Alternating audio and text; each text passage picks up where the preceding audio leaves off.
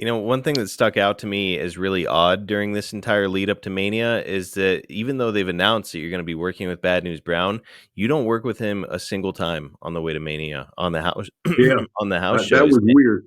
Yeah, and like you guys are on the same shows, but you're working with Dino Bravo and King Haku.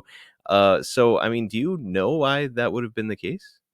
I have no idea why they put us together. It made no sense at all. I was just glad to be part of the show. Yeah, and Yeah. but you do a promo on the way there. You're on the Brother Love show, and you start like you make it interesting because you start to say like, "Oh, well, there's these differences between me and Bad News. Like he's from the city, I'm from a small town," and you start like talking about all the differences, and it's like, "Oh, okay, like these two are opposites, and they're gonna meet. They're both badass fighters, so should be A good good." So promo then.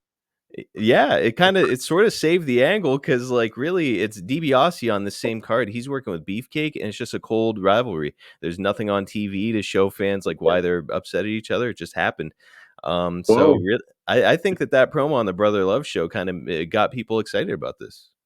Well, good. That's good to hear, man. Yeah, my promos were pretty good. I was happy with most of my promos.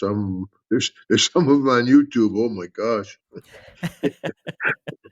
There are some reports originally that you were set to work with Ron Bass at WrestleMania 5, but Bass is going to leave the company before the big event.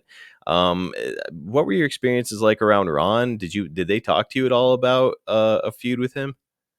No, no, brother. Yeah, I wasn't ever enough confident to go into the office and say, "Hey, who am I working with at WrestleMania?" You They just know. told you and you did it. Yeah, I was just kind of yeah. I didn't even know it might have been Ron. I had no idea. At least I don't remember that. No, but Ron, I knew Ron for a while. We got along okay. I knew him in the territory. So bad news, I didn't know well at all. So that was a cold match.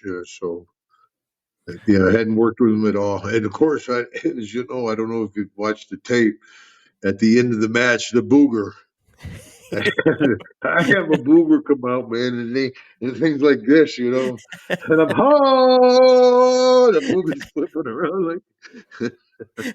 So we Well, get back to the dressing room, and I figured it was a booger. I had no idea it was like a foot long or whatever. Right?